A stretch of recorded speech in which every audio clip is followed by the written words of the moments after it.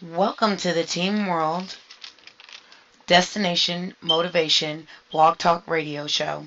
We will kick off our motivation session with a few affirmations, and after that, we'll go to a good motivational mindset, destination motivation, get up, get out, and do something, hot topic. And that hot topic is about being present. But let's start off with a few affirmations. Normally, those are things to do us feel good, pick me up, get us in the right spot, and get us in the right momentum. And for you kiddos, I always like to have the affirmations started off for you guys to understand. In order to get up, get out, and do something, and become motivated in your destination motivation mindset, is that you need to be able to understand how you start your day is how it's going to continue in its pentameter throughout your day. And even though this is a Sunday, we're going to make a joyful noise, we're blessed and everything else, you still need to have an I am motivated mindset or I am thankful mindset. And in that, we're going to say to ourselves, I am thankful for Sundays. I'm thankful for family. I am thankful for generosity that comes near and far. I'm thankful for food. I'm thankful for the ability to walk. I am thankful for being present in the here and now. I am thankful for the clothes on my back, the shoes on my feet that my mom and dad provide for me. And if you're an older, young adult or adolescent, you're still probably getting a little bit of help there. So I am thankful for those that support me and surround me in becoming a more proficient, self-efficient, self-motivated, destination motivation individual.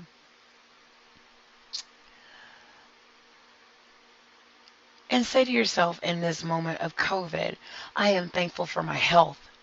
I'm thankful for my peace. I'm thankful for my sanity. I'm thankful for the here and now and where I'm at and where I will be going. So with that, we're going to go into how to be mindful. And I thought this was a good one due to the fact that in the time of pandemics, epidemics, it is so easy to become more what I call a worry wart, or get to the point that you worry about your health living day to day, and you have to find a way to be mindful and present but stay in the here and now from day to day, because not every day is promised to you, but at the same token you don't want to worry to the point that you worry yourself into a grave. And part of that is following all the advanced directives and things that are out there by the CDC, the WHO, and other organizations, or your local government, or your officials who are heading up pandemics, epidemics, and things like that right now. And part of that is having that I am mindset that I am going to make it through this time period. My parents know what they're doing in raising me and keeping me safe, and I need to follow all directions at this point in time. And as a young child, adolescent, or young adult, it's hard to do, especially if you're a teenager or you're growing into your 20s and your 30s. You're still feeling like you know everything, but you don't. And with that, we're going to learn how to be present. And learning how to be present is also active listening and sometimes saying nothing and listening to adults or other people around you or other leaders or people who can help you become present in the here and now and guide you. So with that, I'm going to take you into a simple ways to get present. But above all, we've talked about different things such as struggling versus, opening up or expansion of your making room for difficult feelings and urges and sensations and mind over matter, and getting hooked into your thoughts and the good ones versus the bad ones, the ones that are triggering you or events or situations. I think the time of COVID-19, it is very easy to be triggered or listen to things that aren't of helpfulness in your presence, right? So you have to figure out how your behavior when you got hooked into the triggering thoughts or the non-triggering thoughts and unhook yourself from that, unplug from it. And then also on top of that, we've talked about joining the dots and, connecting the dots of distraction, opting out, and thinking, and then the things that would self-harm you and your mindset of what you're trying to do, your I am mindset, your abundance mindset, and your destination motivation, I am present mindset. And part of that is being present and mindful and what your thoughts do if you're not enlightened or illuminated in your mind and heart. How can you light up your spirit, right? And you have to have the spirit of discernment to know when you need to opt out of echelons or circles of things that poison your spirit, your environment, your mental health, your well-being, your sanity. And then on top of that, think of strategies to rid yourself of those painful thoughts or feelings in the interim, in the long term, and also in the present. And then you got to think about the vitality and suffering that we talked about prior to that, and the problems and values, and also your life compass. So going forward, we're going to do this exercise because that's going to help you to be able to, in the present, while we're going through this nightmare, and in real time, and it's play it by ear, day by day, listening to advanced directives and things like that, as you should, but you have to be present in how you're feeling. And there's a lot of people who will downplay this and make it seem like it's not important.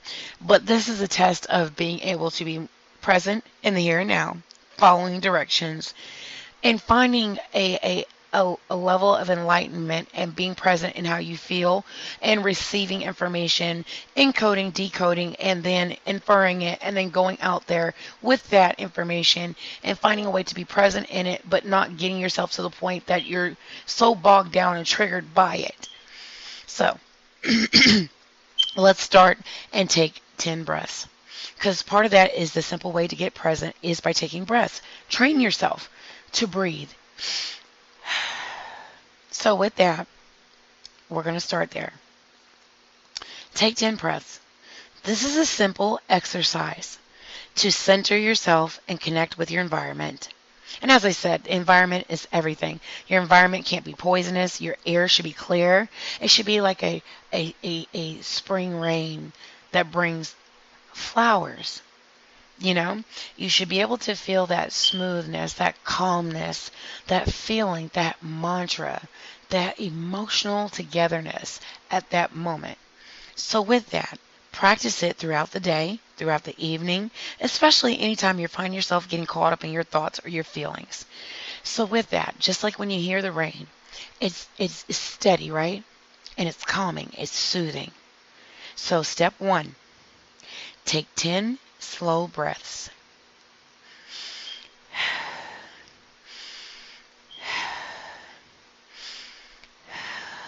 Those are deep breaths, right? And this is part of meditation as well. So focus on breathing out as slowly as possible until the lungs are completely empty. So we're going to do this again.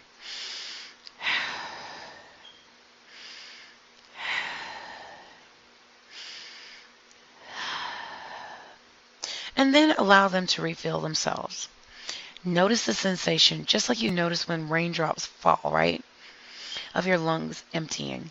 Notice them refilling. And in that, you're being present in that air. That air should be crisp, cool, calming, just like that rain. Notice them refilling. Notice your rib cage rising and falling. So you should put your hand on your chest, feel your rib cage right underneath the breastplate, right? You're going to go.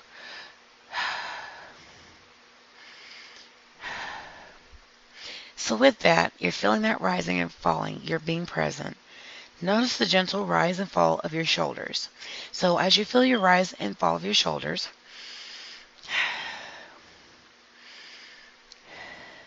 we're peaking your third eye and your chakras, right? Your inner light. It should be lighting up right now. You should be feeling elevated, illuminated, right? Your eternal circle. That vibe, okay?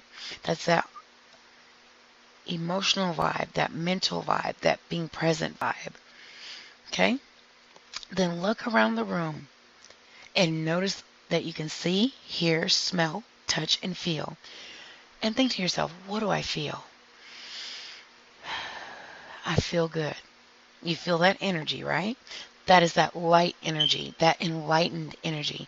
That is that mark, the eternal circle, that enlightened energy. You're elevated, you're motivated, you're feeling good. It's just like the soft droplets of rain, except for it's in your heart, it's in your mind, it's in your spirit. You feel that coming and flowing through you, right? Okay. So now we're going to move to dropping the anchor. And part of that in dropping the anchor is that heavy weight. Sometimes that heavy weight can be your acquaintances, environment, things that poison your spirit or poison how you are as a person naturally. And with that, we drop the heavy weights, right? The anchors, those things that are bringing us down. If it's acquaintance, if it's business, if it's finance. For you kiddos, you probably ain't got no business unless you're a kidtrepreneur. It's going to happen. Sometimes you might be making money, honey. It's okay. But make sure mom and dad are helping you manage your money. You're managing your money well, and you're not spending all your money.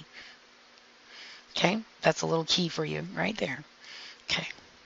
So, with your dropping that heavy weight, whether it's social media, whether it's not social media, whether it's dating while you're in high school or if you're in middle school, you just have a little puppy love going on there. But to you kiddos, it's serious. For you adolescents and young adults, it's becoming more than serious because most of you guys are going to be going into real relationships here soon.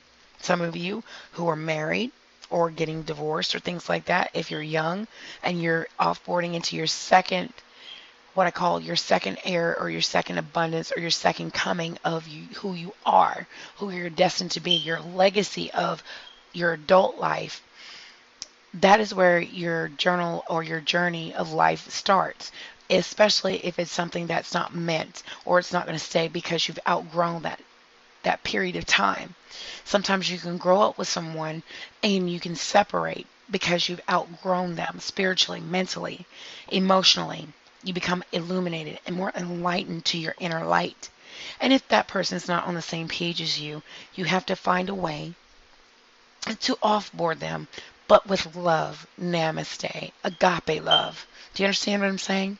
So with that, you're going to be dropping the anchor. That's that heavy weight, that spirit of discernment to say, I've got to drop that bad spirit, that feeling, that moment of clarity that you say to yourself, I don't need this anymore. Okay? So, we're going to drop the anchor. This is another simple exercise to center yourself and connect with the world around you. Practice it throughout the day, especially anytime you find yourself getting caught up in your thoughts and feelings. And as we discussed this before previously, you have to get and connect those dots. If you don't connect those dots, you're going to stay in a state of mind of inertia. You're never moving anywhere, but you continue to never elevate up. It seems like you're just going on a plane and you're plateauing, but you're never growing. You want to build a pyramid at every single time to that peak, that top of that peak where you're getting that shining light, that circle of light. It's like you're hitting that top peak and you're feeling it, okay? So, one, you're going to plant your feet into the floor and you're going to stand there right then and you're going to get that poison spirit, that demonic spirit, or that spirit that is not bringing out the best in you but the stress in you. What you're going to do is push them down. Notice the floor beneath you supporting you. And that should bring up that light energy because you're going to order your steps, guide your tongue, and you're going to feel that illuminated light. It's coming from the ground up, the keys to your feet, and you're going to feel that light radiating through you, okay? So as we're breathing, we're dropping that anchor, okay? Notice the muscle tension in your legs as you push your feet down. That is pushing down that bad energy, that heavy weight, that poison devil in a blue dress and red lipstick not looking good. But you know that sometimes you can look good in that red lipstick as long